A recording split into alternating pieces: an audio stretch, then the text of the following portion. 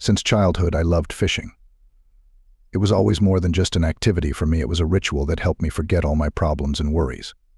That evening, I decided to invite my best friend, Sergey, for a night fishing trip to our favorite lake. We hadn't seen each other for months, and this trip promised to be a great opportunity to rekindle our friendship. The lake was a few kilometers from our village, in a place where there were never many people. Even during the day, it was rarely visited, and at night it became a true realm of silence and darkness. This lake always evoked mixed feelings in me. On the one hand, it was enchantingly beautiful, but on the other hand, sometimes it seemed that there was some secret hidden in it, unknown to anyone. We arrived there around 11 in the evening. The sky was clear, the moon shone brightly, casting shadows from the trees on the shore. We set up our fishing gear and settled on the shore. Sergey enthusiastically talked about how we would catch fish, sit by the fire, and reminisce about old times. Everything seemed perfect. We cast our lines and began waiting for a bite. After a while, Sergey started telling an old legend he had heard from his grandfather. A legend about the lake and a mysterious monster that lived in its depths. According to the legend, this monster appeared only at night and dragged those who dared to swim after sunset underwater. I smiled, listening to his story, though something inside me hinted that it would have been better not to hear it. Maybe it was just the wind that had risen over the lake, but I felt a bit chilly. Sergey noticed this and, smiling, threw his jacket on the ground, announcing that he was going to take a swim. "Are you crazy?" I asked, looking at him with wide eyes. "Oh, come on, it's just a legend. Besides, I've always wanted to swim here at night," he replied, starting to take off his shoes. I tried to stop him, but he was adamant. Sergey approached the water, carefully stepped into the shallow water, and seemed to enjoy the coolness. I sat on the shore, feeling my heart tighten with an invisible fear. He immersed himself in the water and started swimming.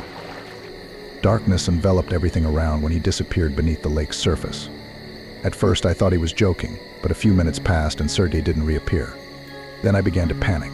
I ran to the water and started shouting his name. The water was as still as never before, and I was overcome with real horror. Suddenly the water stirred, and something that looked like Sergey's hand appeared on the surface. I rushed into the water, trying to pull him out, but suddenly felt something strong grabbing my legs. I barely kept my balance when I suddenly saw a huge, dark body emerging from the depths. It was covered in slime, its eyes glowed ominously, and its mouths opened as if to swallow me. I desperately tried to break free, but the monster held me tight. I felt my strength leaving me. Suddenly, Sergey's hand appeared from the water again, but this time it grabbed my shoulder and pulled me down. I was in a panic, not understanding what was happening, but I felt it was not Sergey. It was something else, something terrifying. I started losing consciousness when I suddenly heard Sergey's voice run. "Get out of here." I didn't understand where it was coming from, but it gave me the last bit of strength. I broke free from the monster's grip and started swimming to the shore. The water around me was boiling, but I didn't pay attention, only hearing my own pulse and the desperate desire to survive. Reaching the shore, I turned and saw the monster disappearing under the water, leaving only bubbles behind. Sergey was nowhere to be seen. I sat on the ground, gasping for breath from fear and exhaustion. My friend was gone forever. That night, I decided never to return to that lake. But the memories of that event haunt me to this day. Every time I hear the splash of water or see the moon's reflection on the lake's surface, I remember Sergey and that terrible monster that dragged him underwater. Sometimes at night it seems to me that I hear his voice calling me back to the lake. But I know it's a trap. I will never return there. Never.